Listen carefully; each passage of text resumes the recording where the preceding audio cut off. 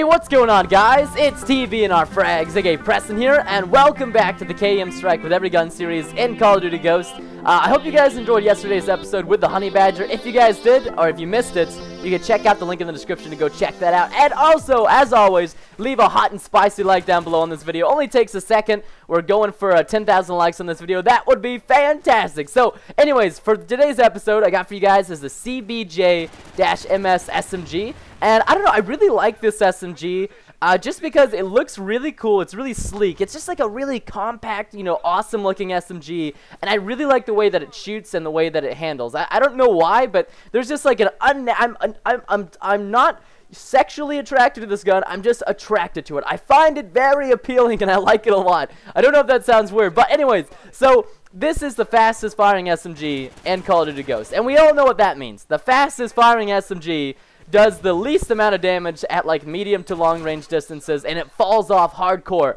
And what map are we playing?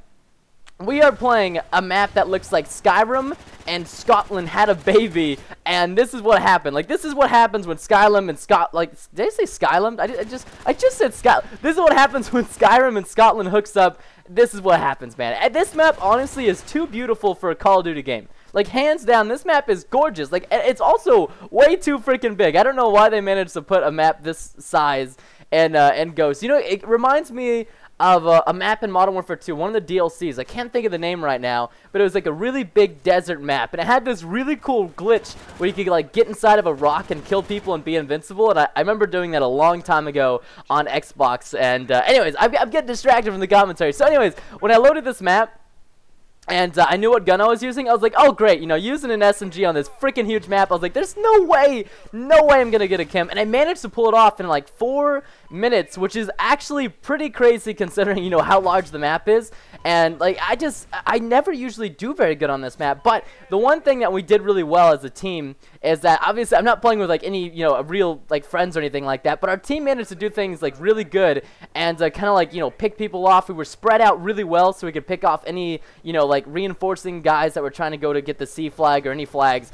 And it's what you want to do on this map is, in my opinion, is either you want to take C and A or take A and B and then just kind of work from there on out. So like right here you can see I started getting shot by this guy. Thank God I got that ballistics vest. If I didn't get the ballistics vest from earlier, would have been freaking dead. The ballistics vests do wonders in this game, just like they did in Modern Warfare 3. Actually, as shameful as it sounds, I freaking love ballistics vests, man. I'm almost tempted just to run support in my KEM episode so I can get like, you know, like UAVs for or SATCOMs and ballistics vests and all that stuff like that. Okay, so here's where the fun part comes in. Now, see, we got C and A, and my teammates are actually doing like a really good job at like picking the guys off at C that are trying to cap it. Now, they're all spawning on the B side, and this is where it just gets absolutely crazy, and I go on a freaking tear, man. Like, these guys are all over the place. You can see they're placing IDs upstairs, downstairs, and this is like where Dead Silence, Amplify, and all those other kill streaks are perks that give you sound and stuff like that really come in handy, and especially sitrep, because sitrep, if I didn't have it, I'd be dead. I would have walked into that ID upstairs. You know, I mean, I guess if you really wanted to, you could substitute sitrep for blast shield. Now this is like a tactical decision. Like, I mean, if you're rushing super crazily, blast shield might be a better option just because you can just go in there like a tank, like you're the Hulk,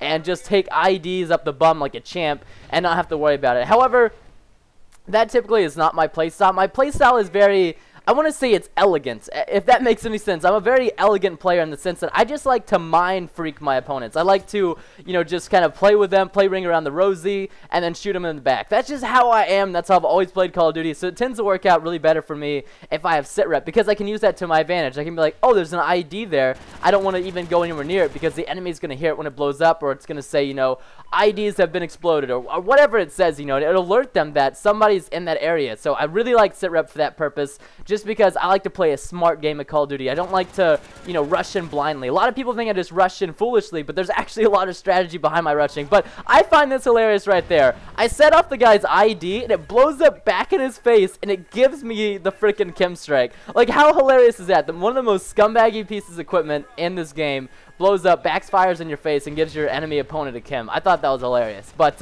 anyway, so that's the end of this episode, guys. Thank you so much for watching. Don't forget to subscribe, guys, if you're new and you haven't yet, so you don't miss, you know, the next episode. Tell your friends about the video if you want to. Have a wonderful and safe day. Thanks so much for watching, guys, and I'll catch you guys in the next episode. Later, dudes.